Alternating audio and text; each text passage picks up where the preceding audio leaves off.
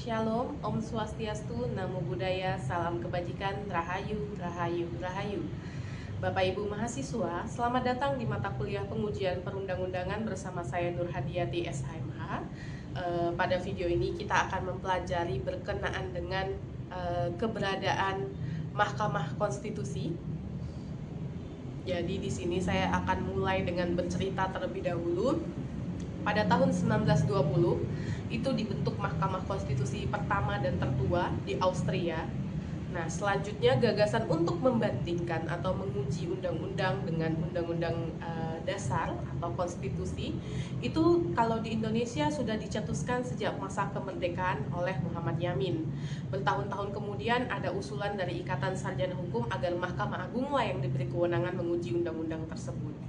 Karena Undang-Undang Nomor 14 Tahun 1970 memberikan kewenangan judicial review secara terbatas terhadap peraturan perundang-undangan di bawah undang-undang, kemudian adalah pembahasan dari panitia ad hoc di perubahan Undang-Undang Dasar 1945 pada periode 1999 sampai 2002.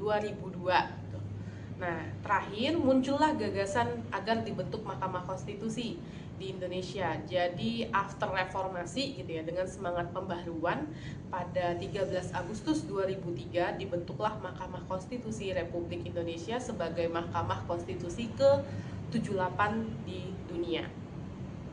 Jadi Mahkamah Konstitusi ini merupakan era baru penegakan konstitusionalitas hukum di Indonesia, di mana setiap produk hukum, khususnya undang-undang, akan dapat diuji dengan Undang-Undang Dasar 1945 dengan harapan nilai-nilai yang diatur di dalamnya memiliki kesesuaian. Nah, kemudian sebagai penjaga konstitusi, jadi Mahkamah Konstitusi ini disebut sebagai the guardian of constitution. Mahkamah Konstitusi memiliki peran vital dalam memastikan bahwa setiap kebijakan publik, khususnya gitu ya, undang-undang, tidak bertentangan dengan nilai-nilai dasar konstitusi yang mana tadi sudah disebutkan sebelumnya. Jadi melalui pemahaman ini diharapkan Bapak Ibu mahasiswa dapat melihat bahwa Mahkamah Konstitusi bukan hanya sebagai lembaga yudisial, tapi juga sebagai pilar utama demokrasi konstitusional di Indonesia. Bapak Ibu mahasiswa, selamat belajar dengan materi yang telah disediakan. Mari kita mulai memahami peran penting dari Mahkamah Konstitusi bagi kehidupan bangsa dan negara. Bapak Ibu bisa merujuk dalam Undang-Undang Dasar 1945.